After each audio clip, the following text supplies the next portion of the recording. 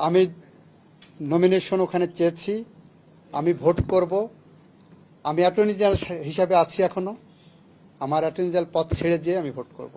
এই রায় বাংলাদেশের আগামী প্রজন্মের জন্য এমন একটি দৃষ্টান্ত হয়ে থাকবে যেখানে বাংলাদেশের গণতন্ত্র, বাংলাদেশের সার্বভৌমত্ব, বিচার বিভাগের স্বাধীনতা, আইনের শাসন, বাংলাদেশের মানুষের মৌলিক অধিকার, এই সবগুলো নিশ্চিত করার ক্ষেত্রে এই রায় একটি অনন্য দলিল হিসেবে থাকবে।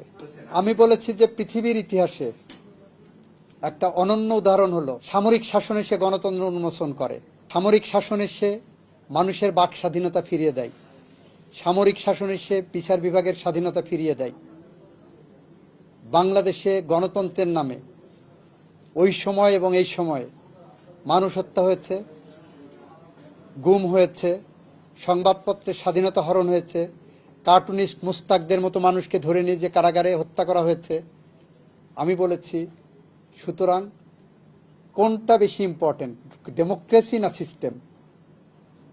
আমার কাছে democracy more important than anything else. সেইটা বলতে যে আমি পাকিস্তান সুপ্রিম কোর্টের একটা রায় আছে দোসর মামলা হিসেবে পরিচিত। দোসর মামলায় পাকিস্তান সুপ্রিম কোর্ট বললেন, যখন মানুষের গণতন্ত্র রুদ্ধ হয়ে যায়, সেই গণতান্ত্রিক পথ উত্তরণের জন্য, মানুষের ইচ্ছার প্রতিফলন ঘটানোর জন্য, মানুষকে শান্তি সমৃদ্ধির আলোকে ভরিয়ে তোলার জন্য সামরিক শাসনও কখনো কখনো অ্যাকসেপ্টেড হতে পারে। সেখানে বলা হয়েছে কখনো কখনো রেভলিউশনের মাধ্যমে যে উত্তরণ, সেই উত্তরণে রেভলিউশনের ফোর্স যেটা নির্ধারণ করবে সেটাই ল। আমাদের অ্যাডিশনাল অ্যাটর্নি জেনারেল দুইজন, ওনারা এই পয়েন্টে খুব সোচ্চার। যারা তত্ত্বাবধায়ক বাতিল চেয়েছিলেন তারা তত্ত্বাবধায়কের দাবি তুলেছেন।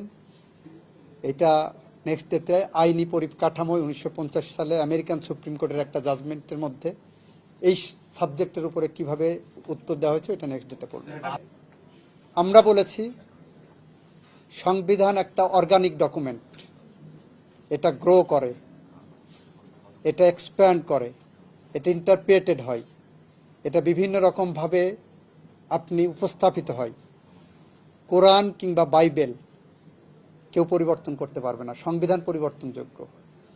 এটাও বলেছি যে আপনি আজকে সংবিধানের যে অ্যামেন্ডমেন্ট বললেন, সেই অ্যামেন্ডমেন্টকে যদি আপনি বলে দেন তত্ত্বাবধায়কে ফিরে গেলাম, সেটাই যে অ্যাবসোলুট তাও না।